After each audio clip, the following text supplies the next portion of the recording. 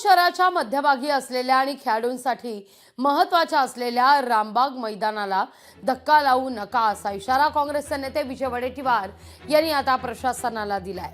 या जागी जिल्हा परिषदेची नवी इमारत बांधली जाणार आहे आणि या जागी एक भला मोठा खड्डा खणून कामाला सुरुवातही झाली आहे। मात्र शहरातील खेळाडू, योग साधक, ज्येष्ठ नागरिक यांनी आंदोलन करत इथं काँक्रीट बांधकामाला विरोध केलेला आहे। या ग्राउंड मध्ये मोठ्या प्रमाणात आता खोदकाम करून नवीन इमारतीचं बांधकाम सुरू होणार होतं, पण स्थानिक या ठिकाणच्या शहराच्या जागरूक नागरिकांनी हे बांधकाम बंद पाडलं। त्यांचं मी निश्चितपणे अभिनंदन करतो आणि त्यांचे आभार व्यक्त करतो।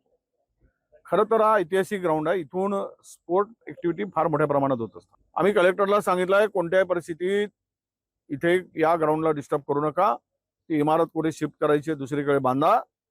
आणि शेवटचं एक त्यांना सांगितलंय की ग्राउंड आम्हाला लवकरात लवकर बुजवून द्या। जिल्हाधिकाऱ्यांनी ते मान्य केलेलं आहे आणि ग्राउंड आता लेवल करून ते देणार आहेत।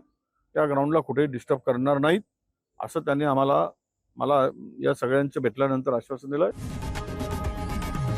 लोकशाही मराठी ऐका, पहा, जागरूक रहा।